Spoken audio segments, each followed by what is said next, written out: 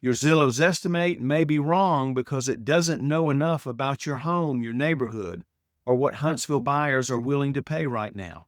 In Madison County, the median Zestimate error has been reported at about 9.2%. On a $340,000 home, that difference could be more than $31,000. That doesn't mean Zillow is useless.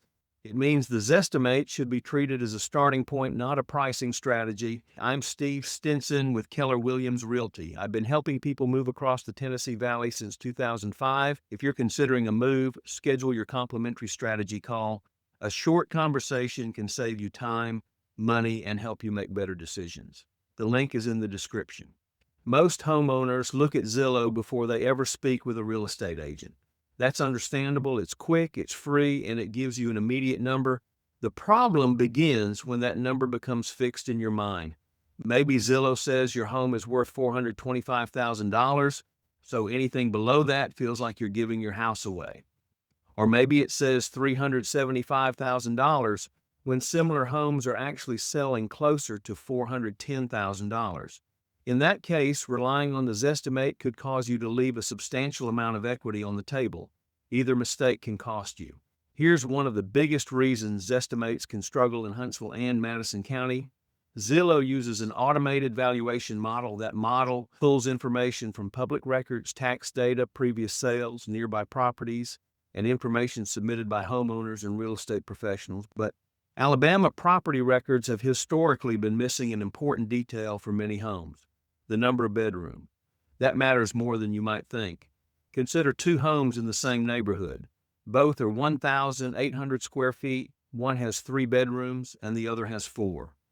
Those homes may appeal to different buyers and sell for different amounts, but when the computer doesn't have accurate bedroom information, it may treat them as though they're basically the same property. That incomplete data affects the estimate before the computer even begins comparing your home with others. You may be able to claim your property on Zillow and correct some of the basic information.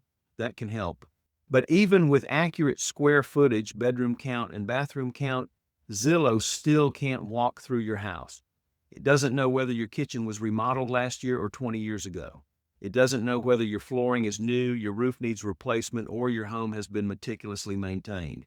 It can't see the quality of the improvements.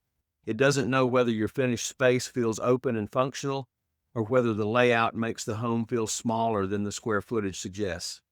It also doesn't understand location the way buyers do. A computer may compare two homes because they're close together on a map. A local buyer may see them as completely different. One house may back up to a busy road.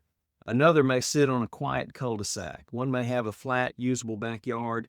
Another may have a steep lot that limits what the owner can do with it.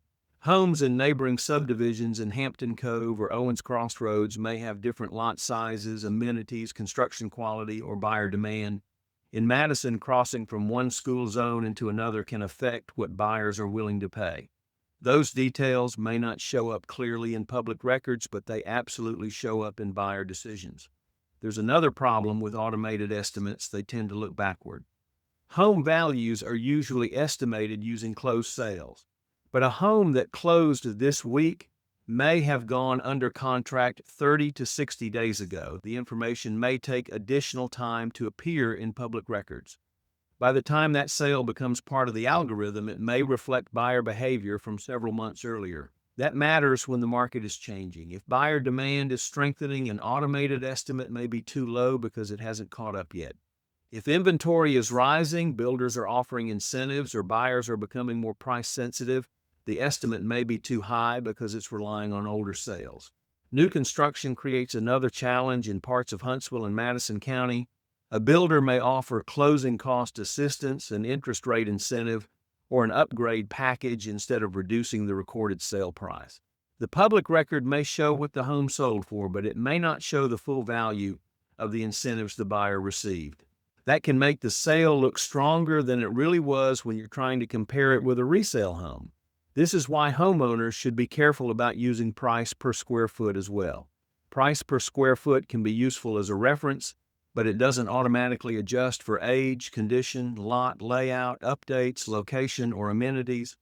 A fully updated home on a premium lot should not be valued exactly like a dated home on a less desirable lot just because they have similar square footage. So what should you use instead of a Zestimate? Before listing your home, you need a comparative market analysis, commonly called a CMA. A properly prepared CMA looks at actual homes that buyers have recently chosen.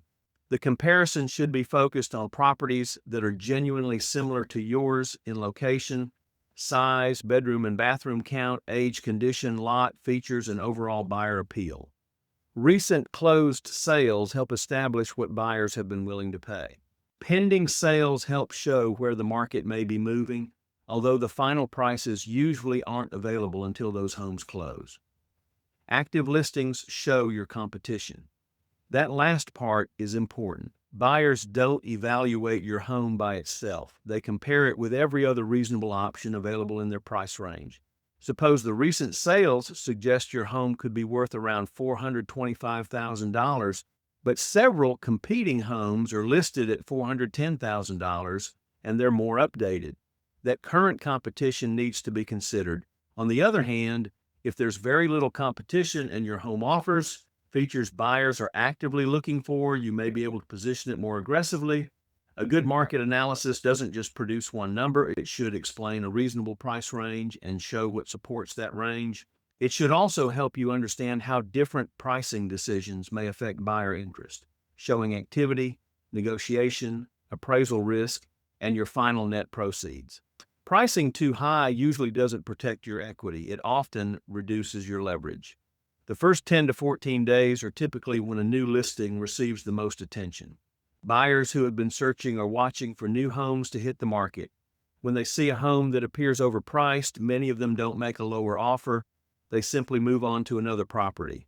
The home sits, then the seller reduces the price. Buyers begin wondering why it hasn't sold, and the seller may eventually accept less than the home could have brought if it had been positioned correctly from the beginning. Underpricing without a clear strategy can also be expensive. You don't want to guess low just to create activity and discover later that the market would have supported significantly more. Here are 3 practical steps to take before deciding what your Huntsville area home is worth. First, verify the basic information online. Check the square footage, bedrooms, bathrooms, lot size, and property details. Correcting bad information may improve an online estimate, but don't assume that makes it accurate. Second, review a real comparative market analysis based on recent local sales and current competition. Ask why each comparable property was selected and how its differences were considered. Third, discuss your likely net proceeds, not just the suggested list price. The number that matters most is what you expect to walk away with after your mortgage payoff, commissions, closing expenses, repairs, and any negotiated concessions. Your tax assessment isn't the answer either. The assessed value is primarily used to calculate property taxes. It may have very little relationship to what a buyer would pay for your home today. A Zestimate, a tax assessment, an appraisal, and a CMA are 4 different things created for different purposes. The Zestimate is an automated estimate. The tax assessment is used for property taxation. A CMA is a real estate pricing analysis prepared to help position your home for the market. An appraisal is a formal opinion of value prepared by a licensed appraiser, often for a lender, after a property is under contract. For most homeowners considering a sale, the CMA is the practical place to start. The goal isn't to find the highest number someone is willing to tell you. The goal is to identify the price that the current market can support and use that information to create the strongest possible selling strategy. When your home is priced correctly, buyers are more likely to take it seriously. Showings are more productive. Negotiations are based on real market evidence, and the transaction has a better chance of surviving the appraisal. If you're thinking about selling, buying, relocating, or investing in the Huntsville area, this is where a short conversation can save you a lot of time and guesswork. Schedule your free 20-minute strategy call using the link in the description. Hey, if you're not planning a move right now, share this video with someone who is. I'm sure they'll find it helpful, and I'd be glad to help them make a wise move too.